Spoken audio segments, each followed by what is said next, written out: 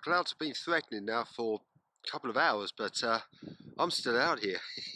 And well, I've just had a really nice strong signal, and I do believe inside there is a great big crotal bell. Now, it's huge compared to the one I found yesterday, if it is complete.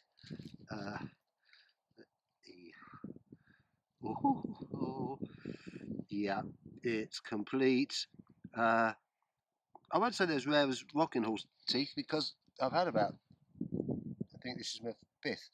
And but whoa, let's hear that one rattle tonight. Well, this evening I thought we'd give the old kings and queens a bit of a rest, and I'd get back to some artifacts that I dug up over the past year. And yeah, you've guessed it, it's the Crotal Bell. And well, dug up lots and lots of fragments. Started off by then getting, you know, a little bit closer, and yeah, they're not complete. It's rather sad, you know, when you see it like that. You think, oh yes, and put it out. Well, there's a few ones here. This one, for example, is quite large, but the pip is just the P, whatever it's called, I can't remember now. It's just falling to bits, so the tone's getting deeper and deeper. This one is, yeah, it's complete, but it's a bit flat. And so it goes on. I did actually find 3 really nice complete ones, and I was really chuffed, and I just checked them actually against my keyboard, and this one, that's an F. Yeah, this one is G, and this one is G sharp.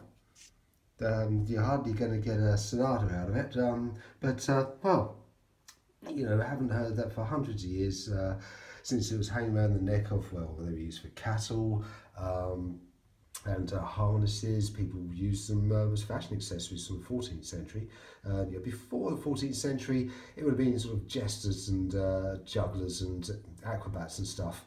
So it was more of a silly thing, but you know, it became fashionable. So where do we start with the Crotal Bell? Well, we go back to the 13th century, really, and this is just a little sketch of a 13th century one. Now they were pressed tin, and they were actual sheet metal, and they were cast, and then the pellet, that's the word, was stuck inside, and these were folded up, looking down on it from underneath. You can see how it's folded up, and there's just a little gap.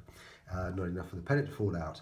And these styles progressed through the 14th century, this teardrop form, and this one here, which is starting to look familiar with the ones that we normally dig up, into the still tin, and even here the last of the tin, 2 pieces of metal here, and then the pellet was put in and it was soldered. So you've got the upper hemisphere and the lower hemisphere, and then you get the cast one piece. Now, apparently, these are light in appearance. I haven't got any of those. They're all a little bit later.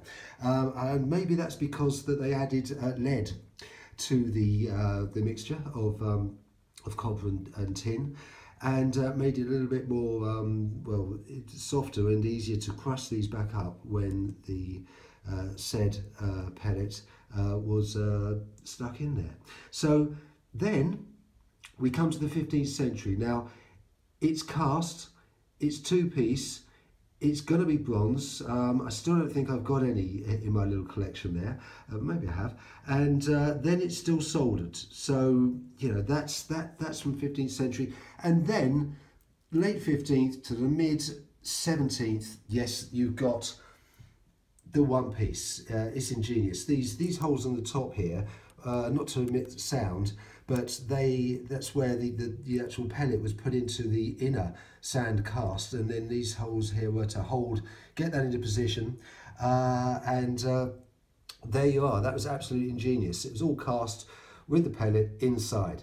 But what they didn't work out was the suspension loops. They were still then drilling them afterwards. So this is how you can date these particular Crotal Bells from this period here.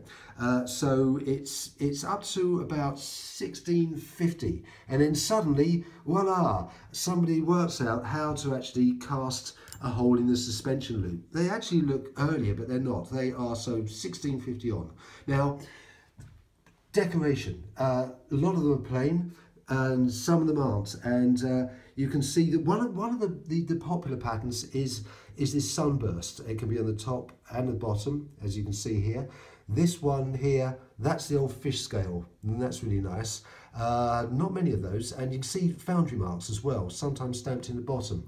None of them I found have been that clear, but you can see that one actually still couldn't find all the websites I went on to, couldn't ID it. So, but it doesn't matter because they're lovely things, and I hope to dig up some more in the future.